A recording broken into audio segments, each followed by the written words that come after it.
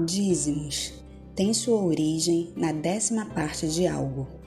Era uma espécie de tributação para muitos povos antigos a fim de apoiar os pobres em suas necessidades. Os hebreus iniciaram tal prática já em Abraão, após a promessa de que sua descendência herdaria a terra de Canaã. Posteriormente, virou uma obrigação imposta aos judeus, uma vez que foi incorporada na lei deles. Quando as tribos de Israel foram criadas, a de Levi foi a escolhida para trabalhar nos serviços do sacerdócio. Então, uma parte desses dízimos passou a ser destinada ao seu sustento, porque eles não herdaram nenhuma parte da terra de Canaã para cultivar. Ao contrário do que muitos pensam, os dízimos não foram instituídos originalmente para o sustento dos levitas, pois estes ainda nem existiam e os dízimos já eram um costume. Como já vimos em aulas anteriores, no Novo Testamento, ou seja, após a morte e ressurreição de Cristo, os dízimos não fizeram parte dos ensinos dos apóstolos, pois não tem relação alguma com a graça e com os não-judeus. Portanto, as 4 vezes em que os dízimos são mencionados nos Evangelhos e em Hebreus 7, nenhuma delas envolve os cristãos. A Igreja só começou a institucionalizar a cobrança dos dízimos no século VI, estabelecendo a quantia de 10% das posses dos fiéis. Os protestantes permaneceram com a prática. Os cristãos primitivos juntavam doações voluntárias, espontâneas e destinadas aos cristãos pobres. Em 1 Coríntios 16, diz que havia inclusive votação para escolher um irmão de boa reputação para a função de fazer as entregas aos seus devidos destinatários.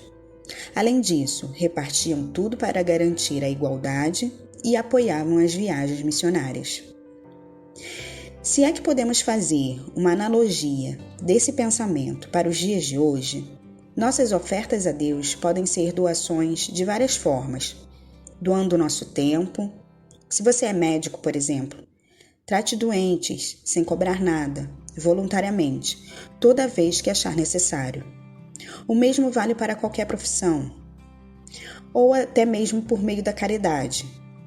Isso, inclusive, desde alimentos até bolsas de estudo, oportunidades de emprego, seja individualmente ou por meio de uma instituição idônea. Se antes doávamos 10% da nossa matéria ao templo, hoje doamos qualquer percentual voluntariamente ao próximo que precisa de nós.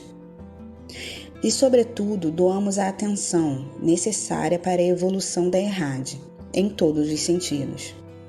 Porque a graça foi instituída para ir além da lei.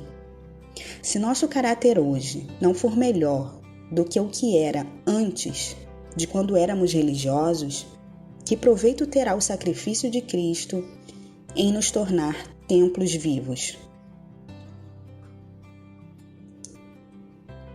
De que adianta, meus irmãos, alguém dizer que tem fé se não tem obras? Acaso a fé pode salvá-lo? Se um irmão ou irmã estiver necessitando de roupas ou de alimento, e um de vocês lhe disser, vá em paz, aqueça-se e alimente-se até satisfazer-se, sem porém lhe dar nada, de que adianta isso? Assim também a fé, por si só, se não for acompanhada de obras, está morta.